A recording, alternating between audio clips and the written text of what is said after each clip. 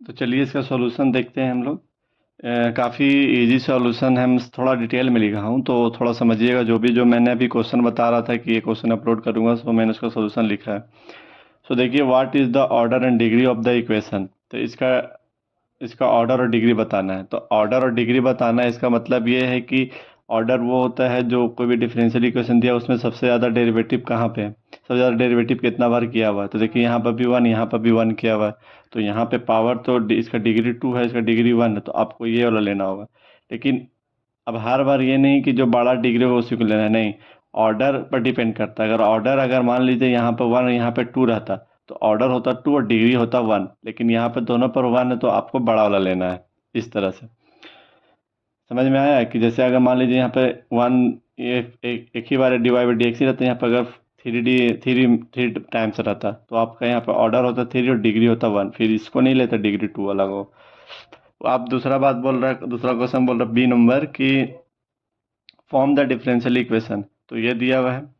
अब कोई भी डिफरेंशियल इक्वेशन अगर फॉर्म करना है तो डिफरेंशियल इक्वेशन को फॉर्म करने का मतलब होता है कि उसमें कितना कांस्टेंट है। तो यहाँ देखिए, यहाँ पर एक ही कांस्टेंट है, सिर्फ क्या है, ए है। तो अगर जितना कांस्टेंट उतना ऑर्डर का डिफरेंशियल इक्वेशन आप फॉर्म कर सकते हैं। तो यहाँ पे तो सिर्फ एक ही कांस्टेंट है।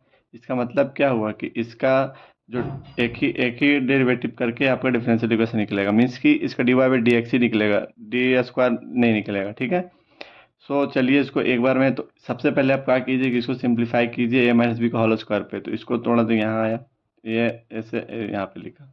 इसके बाद यहाँ पे क्या किए कि आप देखिए, यहाँ पे ए स्क्वायर था, यहाँ पे ए स्क्वायर था, ये दोनों कट गया। इसके बाद ये एज इट इज लिखे, इसको as it is equal to zero इधर हो गया।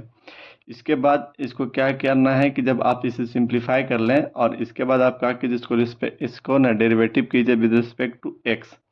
तो विथ रिस्पेक्ट टू एक्स मैंने डेरिवेटिव किया, तो देखिए एक्स स्क्वायर का टू एक्स माइनस, तो माइनस टू ए एक्स का आ जाएगा टू ए, और प्लस में टू वाई स्क्वायर है तो two Y D Y by D X is equal to zero. इसके बाद मैंने क्या किया, यहाँ पर टू टू टू तीनों में कॉमन था तो टू कॉमन ले, टू टू तीनों में था तो मैंने क्या किया कि यहाँ पर टू कॉमन लिया और यहाँ डिवाइड कर दिया, तो जीरो हो जाएगा इधर ही। और इधर बच जाएगा X minus A plus Y D Y by D X equal to zero. इसके बाद अब यहाँ पे मैंने देखा कि ऐसा है, तो इसको क्या किया मैंने कि यहाँ पे देखिए माइनस से था, इधर जाके प्लस में हो जाएगा, इधर माइनस का एक्स प्लस का एक्स, इधर आके माइनस का एक्स हो गया। तो ये आपका बना Y D Y by D X equal to A minus X. यहाँ तक क्लियर है। अब आपको क्या करना, ये तो आप बोलिए फास्ट ऑर्डर तो बन गया सर, आंसर हो गया, नहीं। आंसर होने का मीन्स ये है कि आपको ए को एलिमिनेट करना होगा। कभी भी पैरामीटर दिया हो उसको आपको एलिमिनेट करना हो, तो ए को एलिमिनेट करने के लिए इसका मतलब ए का वैल्यू पुट करना होगा। तो ए का वैल्यू आपका निकलेगा कहाँ से, ए का वैल्यू आपका निकलेगा पता है कहाँ से, यहाँ से। निकाल आप यहाँ से भी सकते हैं, लेकिन यहाँ से निकालने में थोड़ा कॉम्प्लिकेटेड होगा। तो इसी क्वेश्चन को ही देखो सिर्फ सिंप्लीफाई करके यहाँ पे लाए तो यहाँ से आपका ए का वैल्यू निकलेगा। तो जब ए का वैल्यू निकले, देखो इसी को फॉर्म को यहाँ लिखा हूँ और इसके बाद इसको क्या किया, इसको इधर भेजा। इसके बाद ये दोनों को सेम इधर रखा और एक्स को रोका और टू ए को नीचे में भेज दिया। सॉरी, ए को रोका, टू एक्स को नीचे भेज दिया। ठीक है। इसके बाद a equal to x square plus y square by two x हो गया। तो ये यहाँ तक क्लियर है। ए का वैल्यू निकल गया, जब ए का वैल्यू निकल गया तो आप यहाँ पुट कर दीजिए। तो देखिए Y D Y D X equal to A minus X था, तो इसको तो एज इट इज लिखा और इसको ऐसा लिखा और इसका ए की जगह पे क्या, इससे इसको लिख दिया और माइनस का एक था तो एक। अब इसके बाद देखिए यहाँ पे एलसीएम ले लेंगे। एलसीएम लेने के बाद आपका क्या आ रहा है, एलसीएम लेने से ये तो सेम था एज इट इज रहा। एलसीएम लेंगे तो टू आ रहा है, टू एक्स आ रहा है, तो वन बार में ये आ जाएगा, माइनस तो माइनस, यहाँ पर वन है तो वन से तो डिवाइड करेंगे तो टू एक्स में टू एक्स से मल्टीप्लाई करेंगे तो माइनस का टू एक्स स्क्वायर आ जाएगा। इसके बाद यहाँ पर देखिए, ये तो एज इट इज लिखे और यहाँ से क्या किए कि एक्स स्क्वायर था और यहाँ पर माइनस का एक्स, तो इसको माइनस किया तो माइनस का एक्स स्क्वायर बचेगा, वाई स्क्वायर यहाँ पे था। इसके बाद मैंने कहा कि बस कुछ नहीं किया है। इसके बाद मैंने किया कि टू एक्स जो भी था इसको, टू एक्स था इसको अलग अलग डिवाइड किए और डिवाइड करने के बाद वाई को इधर नीचे में ले जाके डिवाइड मल्टीप्लाई तो नीचे डिवाइड कर दिया, बस यही आपका आंसर हो गया। सो यहाँ पर मैंने कहा कि यहाँ पर माइनस किया, जो आया ये लिखा। इसके बाद इसको अलग अलग डिवाइड कर, क्योंकि ये दोनों में है तो अलग अलग डिवाइड कर दिया। इसके बाद वाई को नीचे ले गया, इसको सिंप्लीफाई कर दिया तो आपका ये आ गया। तो ये फास्ट ऑर्डर ही आएगा। क्यों, क्योंकि इसमें कांस्टेंट जो था सिर्फ एक था। अगर इसमें कांस्टेंट दो रहता, मान लीजिए ए भी रहता और बी भी रहता, तो आपका टू ऑर्डर का बनता। ये हो गया। इसके बाद सी नंबर का क्वेश्चन देखिए। सी में बोल रहा है कि write the general form of a differential equation of the first order and the nth degree. तो फर्स्ट ऑर्डर मीन्स कि d Y by D x ही रहेगा, और एन ऑर्डर तक लेना है तो एन ले लें, पी एन और फिर पी एन माइनस वन, और ये इस तरह से। तो ये आपका हो गया इजिकल टू पी। तो ये आपका इक्वेशन हो गया, काफ़ी सिंपल है। अब देखिए डी नंबर को बनाते हैं। डी नंबर में बोल रहा है कि solve P square minus P into is power x plus is power minus x plus one है। सो जब भी इस तरह का फॉर्म आपको दिया रहे तो आपको पी में सॉल्व करना है। तो पी में सॉल्व करने का मीन्स है कि पी को फैक्टर करना है। तो पी में फैक्टर करना है तो देखिए पी स्क्वायर है, सो मैंने पी स्क्वायर लिखा और माइनस का, अब यहाँ पे देखिए पी से दोनों में मल्टीप्लाई के अंदर में, तो यहाँ माइनस का P to power X minus का ये आ गया प्लस जीरो जीरो। अब इसके बाद मैंने कहा कि देखें यहाँ और पी कॉमन मिला तो पी कॉमन ले लिया। इसके बाद आपका क्या बचा यहाँ पे बचा पी, इधर बचा ए टू पावर एक्स और माइनस तो माइनस। अब यहाँ तो पी तो कॉमन मिल नहीं रहा है, तो e to power minus x को कॉमन लेंगे। जब ई टू पावर माइनस एक्स को कॉमन लेंगे मीन्स क्या होगा, यहाँ पी बचा प्लस तो प्लस। अब यहाँ माइनस का बचेगा तो नीचे में ना जाएगा, तो नीचे है, जब ऊपर जाएगा तो ई टू पावर एक्स में आएगा। ये देखिए इसको सेम लिखा और इससे क्या किया कि पी था, पी प्लस में था, इसको ऊपर ले जाए तो प्लस में चेंज हो जाता। जैसे हम जानते हैं ना कि ई टू पावर एक्स होता है तो ऊपर जाने पर माइनस होता है, अगर ई टू पावर माइनस में तो ऊपर जाके ई टू पावर एक्स प्लस में हो जाएगा। तो ऐसा ही है। अब इसके बाद देखिए इसको कॉमन लिया और इसे मैं यहाँ पे लिख दिया। अब इसके बाद मैंने कहा किया कि अब इसको सॉल्व करने का यही एक मेथड है कि इसको दोनों को इक्वल टू जीरो पुट कीजिए। दोनों इक्वल टू जीरो पुट करने के बाद आपका बन जाएगा यहाँ से P equal to D Y by D x. तो आपका यहाँ से पी इज इक्वल टू क्या, D Y by D X होता है। अभी देखिए यहाँ पे D Y by D X रखे माइनस का, इसको वेरिएबल सेपरेबल से इसको सॉल्व कर दिए। तो वेरिएबल सेपरेबल से सॉल्व आराम से समझिए, हड़बड़ाइए नहीं। मैंने क्या किया कि p minus E to power X और p minus E to power X equal to zero है। अब इसको दोनों के इक्वल जीरो पुट करना है, यहाँ पे भी जीरो और यहाँ पे भी जीरो। अब ये दोनों सॉल्यूशन निकालना, दोनों को मल्टीप्लाई करके लिख देना है बस। तो मैंने क्या किया कि p था, p के जगह पर क्या था, D Y by D X is equal to होता है, ये मुझे पता है। तो इसके जगह पर मैंने ये रखा माइनस तो माइनस, इसको रखा इज इक्वल टू जीरो।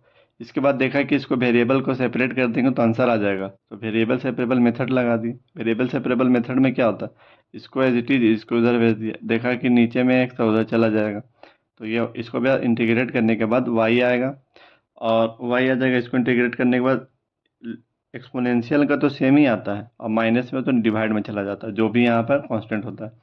तो माइनस का वन चल जाएगा प्लस सी। अब यहाँ से आपका क्या हो जाएगा, वाई यहाँ प्लस में, यहाँ माइनस में था, इधर आ जाएगा तो प्लस में हो जाएगा और ये माइनस में इक्वल टू जीरो। सेम इसी तरह से इसका भी मैंने ये लिखा और माइनस का to power X equal to zero लिखा। यहाँ पे वेरिएबल सेपरेबल मेथड लगाया, तो वेरिएबल सेपरेबल मेथड में D Y by D X is equal to E to power X हुआ। इसके बाद मैंने क्या किया कि इसको इधर भेजा, तो इसको इधर भेजा, D Y D X integrate किया तो वाई आया और इसका सेम आ जाएगा प्लस में सी। तो अब इसको इधर लाएंगे तो माइनस में आ जाएगा, इधर लाएंगे तो माइनस इक्वल टू जीरो। अब ये दोनों आ गए, दोनों आंसर हो गया आपका, ऐसे बनेगा।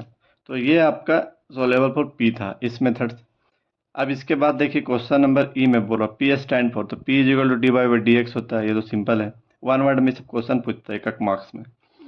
इसके बाद y is equal to P x plus q by p in Clairaut form, hence it general. जब भी ऐसा कोलोरेंट फॉर्म दिया और जनरल सॉल्यूशन पूछे तो आपको कुछ नहीं करना, जो भी दिया हुआ है इस कोलोरेंट फॉर्म में ही होता है कि y is equal to P X is equal to P of ऐसा एफ ऑफ पी, ये फंक्शन होता है। तो आपको क्या करना, p के जगह पर सिर्फ c पुट करना है बस। तो आपको बस कुछ नहीं करना, p जगह सिर्फ y is equal to P की जगह पर c, एक्स तो एक्स, प्लस तो प्लस, q तो q, p की जगह पर c, बस यही आपका आंसर हो गया जनरल सॉल्यूशन। तो ये आपका f तक हुआ। अब इसके बाद और आगे भी किया हूँ। f के बाद g का देखिए,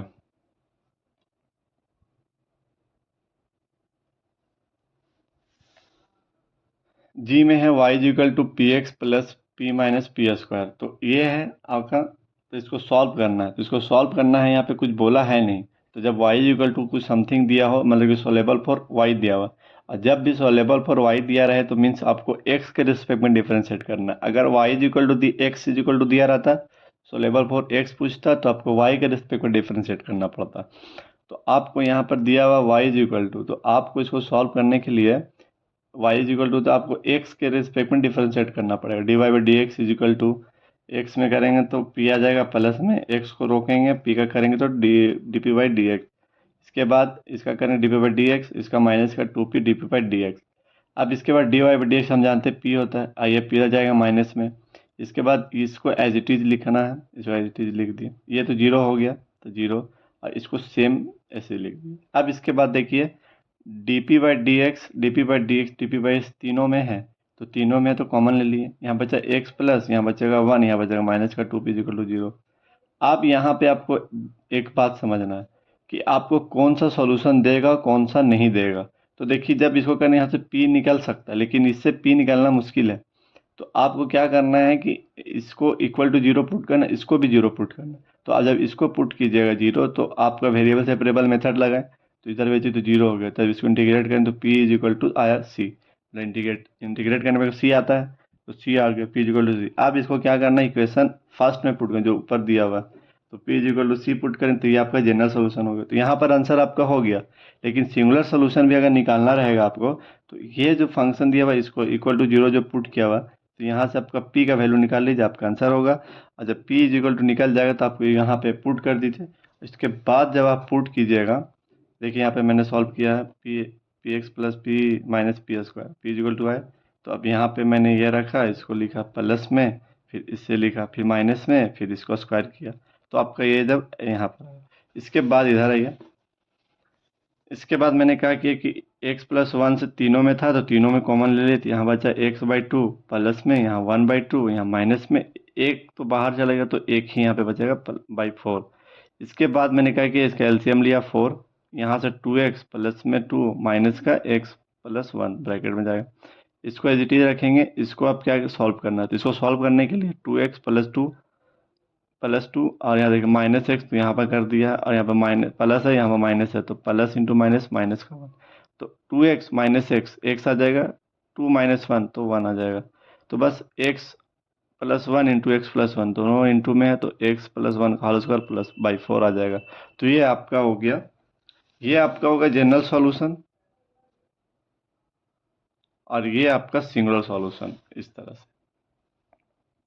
अब एच नंबर देखिए, एच नंबर में क्या है कि orthogonal trajectory in the polar form. देखिए इसमें मैंने इसका मेथड भी लिख दिया है, जैसे अगर ऑर्थोगोनल ट्रेजेक्ट्री बोल रहा तो आप तो इजीली बना दीजिएगा, चलिए ये सब फॉर्म है, लेकिन अगर इस पर क्वेश्चन आया तो आपको कैसे टैकल करना है वो मैं अप्रोच बता रहा हूँ। तो orthogonal trajectory in the polar form coordinates means होता है एफ को सी इज इक्वल टू जीरो, ये होता है फॉर्म। तो इसका वर्किंग रूल क्या है कि वर्किंग रूल ये है, जैसे ये फॉर्म है ऑर्थोगोनल ट्रेजेक्ट्री में, तो वर्किंग रूल क्या है कि जब भी कोई क्वेश्चन दिया हो तो उसको डिफ्रेंशिएट करना विद रिस्पेक्ट टू थीटा। जब भी सॉल्व करेंगे तो उसमें पोलर वाला में लॉग लेकर सॉल्व करेंगे। जब भी क्वेश्चन दिया रहेगा तो उसमें ऐसा क्वेश्चन ही दिया रहता है पोलर में साइन कॉस में कि आप लॉग लेने से आपका सॉल्व हो जाता है। तो आपको हमेशा जब भी पोलर में दिया रहे तो आपको लॉग लेके सॉल्व करना है। इस पर एक क्वेश्चन मैंने अपलोड कर किया है, आप उसको जाके देखिए पोलर फॉर्म वाला, तो उस पर किया हुआ। इसके बाद जब इसको आप लॉग लेके डिफ्रेंशिएट करेंगे विद रिस्पेक्ट टू थीटा, उसके बाद आपको चेंज करना है D R by D theta को माइनस का R square D theta by R. जब इसको आप इसको सॉल्व कर लीजिएगा तो आपका आंसर मिल जाएगा, उसके बाद वेरिएबल सेपरेट करके आप बना सकते हैं। यही दो मेथड है कि पहले आप जो भी क्वेश्चन दिया पोलर फॉर्म में उसको आप लॉग लीजिए, लॉग लेने के बाद आप थीटा के रिस्पेक्ट में डिफ्रेंशिएट कीजिए। जब डिफ्रेंशिएट हो जाए उसके बाद D R by D theta को माइनस का R square D theta by R के रिप्लेस कीजिए, आपका आंसर आ जाएगा। ये तरह से होता है। उसके बाद नेक्स्ट क्वेश्चन है एच के बाद आई में है कि defined partial differential equation. Partial में क्या होता है कि एक से ज़्यादा डिपेंडेंट इंडिपेंडेंट वेरिएबल उस तरह से। तो देखिए यहाँ पर an equation contain partial derivative of one और more dependent variable with respect to और more independent variable is called partial derivative. बस वही बोल रहा है कि जैसे del u by del x plus del v by d y. देखिए यहाँ पे एक से ज़्यादा है तो ये आपका हो जाएगा पार्शियल डेरिवेटिव। तो ये डिफिनेशन है, आप इसको याद कर लीजिए।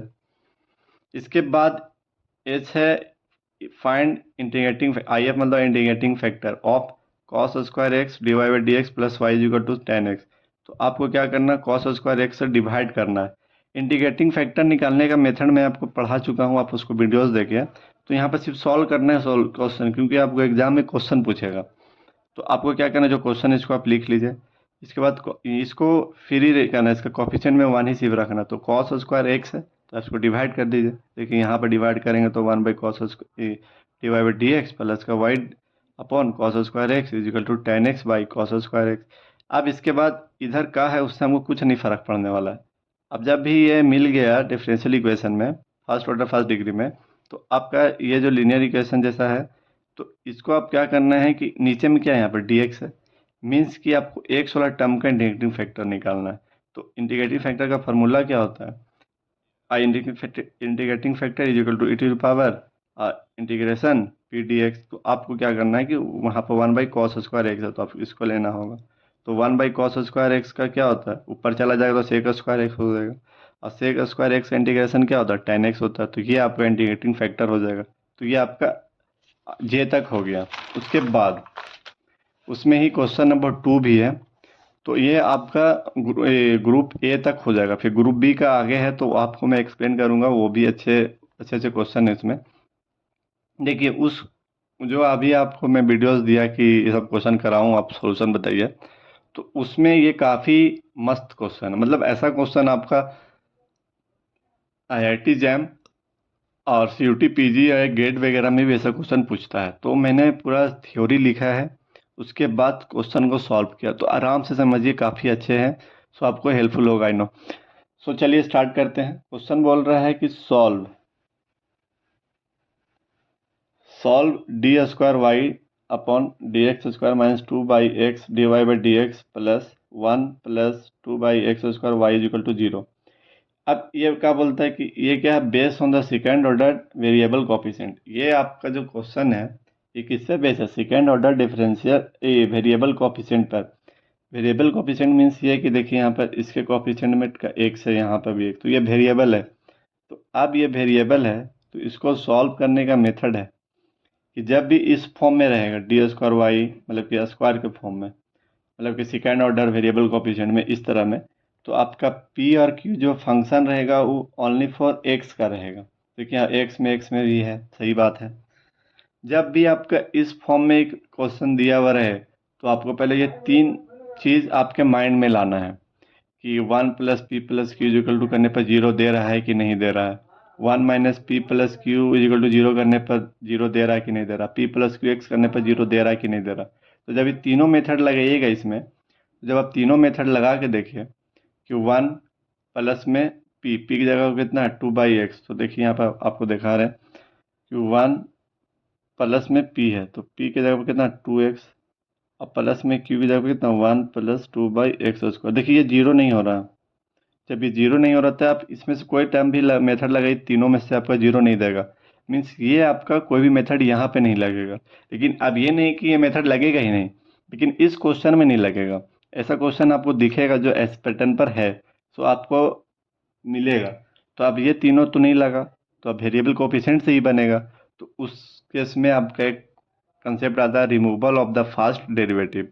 ये रिमूवल ऑफ फास्ट डेरिवेटिव में होता है कि रिडक्शन टू नॉर्मल फॉर्म, इसको रिड्यूस करना है रिडक्शन नॉर्मल फॉर्म में। तो जब भी आपका सेकेंड ऑर्डर में रहे first, if second order derivative रहे तो आर एस पी और क्यू जैसा रहे, तो आपको क्या करना है, इसका वर्किंग रूल है कि I is equal to q minus 1/2 d P by D x minus का पी स्क्वायर बाई 4। ये सॉल्व करने के बाद अगर आपका वैल्यू कांस्टेंट दे रहा है तो आपका इंटीग्रेटिंग फैक्टर जो होगा u is equal to E to the power minus का 1/2 पी डी एक्स होगा। बात समझिए, अगर आपका 1 प्लस पी प्लस क्यू अगर ये करने पर जीरो दे देता तो आपका ये u इज इक्वल टू ई का पावर एक्स निकाल जाएगा। इसका कंप्लीट सॉल्यूशन आपका u इंटू वी ही सिर्फ निकालना रहता है, तो आपका तो u यहाँ से मिल जाता है, लेकिन v के लिए आपको ये फार्मूला लगाना पड़ता है। लेकिन अगर ये नहीं मिल रहा है, ये मेथड यहाँ नहीं लग रहा, तो आपको जाना है इस मेथड में कि q माइनस 1/2, ये आपको याद रखना होगा। तो q minus 1/2 d P by D x minus P square by 4। तो अगर ये कांस्टेंट देता है तो आपका यहाँ पर u जो वैल्यू निकालना है, मतलब कि सी एफ जो निकालना है आपका u, तो e to the power minus 1/2 p d x का अब ये फार्मूला है, तो आपको इसको याद करना होगा। उसके बाद कंप्लीट सॉल्यूशन के लिए y इक्वल टू यू भी, यहाँ पे भी वही मेथड लगेगा, u और v निकालना है। तो आपका u तो ऐसे निकल जाएगा यहाँ से, बात समझिए कि अगर Q I is equal to ये सब पुट करने के बाद अगर कांस्टेंट दे रहा है तो आपका यू इस मेथड से निकल जाएगा। फिर भी निकालने के लिए आपको डी स्क्वायर भी by D x square plus I भी is equal to r by u करना होगा। ठीक है, तो अब देखिए मैंने कहा कि क्वेश्चन को अब सॉल्व किया है, तो क्वेश्चन देखिए, अगर थ्योरी समझ में थोड़ा भी कम है तो क्वेश्चन से क्लियर हो जाएगा।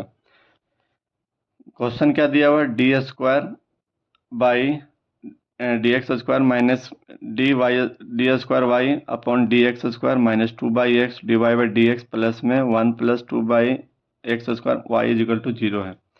तो आप ये तीनों मेथड लगा के देखिएगा तो आपका 0 नहीं दे रहा है, तो आप ये मेथड लगा रहे हैं। तो जब ये मेथड लगा रहे थे इसमें आई इज इक्वल टू मैंने क्या किया, Q minus 1/2 d P by D x minus का पी स्क्वायर बाई 4। तो क्यू था तो क्यू की जगह पर कितना वैल्यू यहाँ पे दिया हुआ है, देखिए ये क्यू बोलते हैं, तो क्यू इज इक्वल टू कितना, 1 प्लस 2/x स्क्वायर, पी कितना है माइनस का 2/x। तो क्यू था, क्यू की जगह पर ये वैल्यू रखें, माइनस तो माइनस, 1/2 था तो 1/2 रखें, D P by D x था तो पी था, इसको डेरिवेटिव करेंगे तो जब 1/x का डेरिवेटिव क्या था, माइनस का 1/x स्क्वायर, तो माइनस का 1/x स्क्वायर तो माइनस था तो यहाँ माइनस माइनस प्लस हो गया, 2 तो एज इट इज रहा, एक्स स्क्वायर हो जाएगा। तो आपका ये डिफ्रेंसिएशन है, 1/x का डेरिवेटिव होता है 1/x स्क्वायर, तो अब यहाँ माइनस था तो यहाँ प्लस हो जाएगा इस तरह से।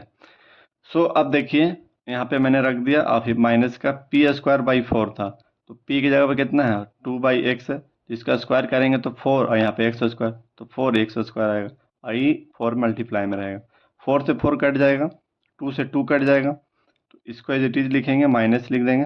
देखिए 2 से 2 कट जाएगा तो माइनस का सिर्फ एक्स स्क्वायर ही बचेगा नीचे में। इसके बाद यहाँ माइनस माइनस 4 से 4 कट जाएगा तो 1/x स्क्वायर बचेगा। इसके बाद ये दोनों को ऐड कीजिए, देखिए माइनस का एक्स स्क्वायर माइनस ये दो गो माइनस का एक्स स्क्वायर हो गया, और यहाँ पे ये से ही कट गया तो आपका 1 आ गया, मीन्स आपका कांस्टेंट मिल रहा है। और जब कांस्टेंट मिलता है तो आपको क्या है निकालना है, कि आपको जब कांस्टेंट मिल गया मीन्स आपका यू का वैल्यू निकालने के लिए ये मेथड लगाना पड़ेगा। तो चलिए देखिए यहाँ पे किए हैं, सी एफ के लिए आपका U equal to E to power minus का 1/2 पी डी एक्स है, तो ई टू पावर माइनस का 1/2 है, तो 1/2 लिखें। यहाँ देखिए ये नहीं, आपको यहाँ पर देखिए थोड़ा, ये देखिए ये है, तो C F E to power minus का 1/2 पी डी एक्स है, तो अब ये है, तो अब इसके p इक्वल टू क्या, माइनस का 2/x है, तो जब माइनस का 2/x है तो ई टू पावर माइनस का 1/2, अब p की जगह पर कितना माइनस का 2/x, देखिए माइनस इंटू माइनस हो जाएगा प्लस, और 2 से 2 कट जाएगा तो 1/x बचेगा, और 1/x का इंटीग्रेशन क्या होता है, e to power log x, e to power log x से कट के 1 आ जाता है तो ये x हो जाएगा। तो u इक्वल टू आपका x आया, तो आपका कंप्लीट सोल्यूशन क्या था, y इक्वल टू यू भी। बस समझ जाइए अच्छे से, देखिए जो भी है वो आपका C F U equal to आपका ये फार्मूला है, तो फार्मूला रख दिए यहाँ पे, इसको पी इक्वल टू माइनस का 2/x है, तो यहाँ पे p की जगह पर रखेंगे, देखिए माइनस इंटू माइनस प्लस हो जाएगा, 2 से 2 कट जाएगा तो 1/x आ जाएगा, और 1/x का इंटीग्रेशन क्या होता है, log x होता है, तो log x में log x हो गया, e से log x आ जाता है, तो e इक्वल टू आपका जब y इक्वल टू यू भी फॉर ये कंप्लीट सोल्यूशन होता है, तो आपका u तो मिल गया, v के लिए आपको ये फार्मूला लगाना पड़ेगा, जब ये फार्मूला लगाना पड़ेगा तो आपको ये सेम आ गया, प्लस तो प्लस, आई की जगह पर क्या होता है 1 तो 1, और भी तो भी इक्वल टू आर कितना है यहाँ पे, आर यहाँ पे 0 है, तो यहाँ पे 0 रख देंगे यार, जब 0 रख दिए तो 0 हो गया। इसके बाद देखिए ये सेकंड ऑर्डर वाला बन गया, जब सेकंड ऑर्डर बनता है ऐसा फॉर्म तो आप एक इक्वेशन लिख के सॉल्व करते हैं, तो एम स्क्वायर हो जाएगा प्लस का 1 इक्वल टू 0, तो 1 उधर चल रहा है तो माइनस में हो जाएगा, तो ये रूट चढ़ेगा तो प्लस माइनस उल्टा हो जाएगा, अल्फा इक्वल टू 0। तो जब ऐसा होता है तो कॉम्प्लेक्स रूट में तो इसका जो सी एफ होता है वो होता है a to the power alpha x into c one cos beta x plus c two sine beta x, तो यहाँ तो अल्फा 0 तो 1 हो गया, तो इसका जब सी एफ लिखेगा तो c one cos x plus c two sine x हो जाएगा, क्योंकि बीटा की जगह पर 1 है। तो आपका ये कंप्लीट सोल्यूशन हुआ, मीन्स आपका देखिए यू भी मिल गया और भी मिल गया, तो आपका ये भी इक्वल टू है और आपका यू इक्वल टू ये है, तो जब ये दोनों मिल गया तो कंप्लीट लिख ली, तो ये हो गया, तो ये आपका आंसर हो गया। तो अब यहाँ तक मैंने करा दिया है क्वेश्चन नंबर 2 तक, अब थर्ड फिर मैंने कराया तो उसको नेक्स्ट वीडियो में आपको भेज दूंगा। Okay, thank you.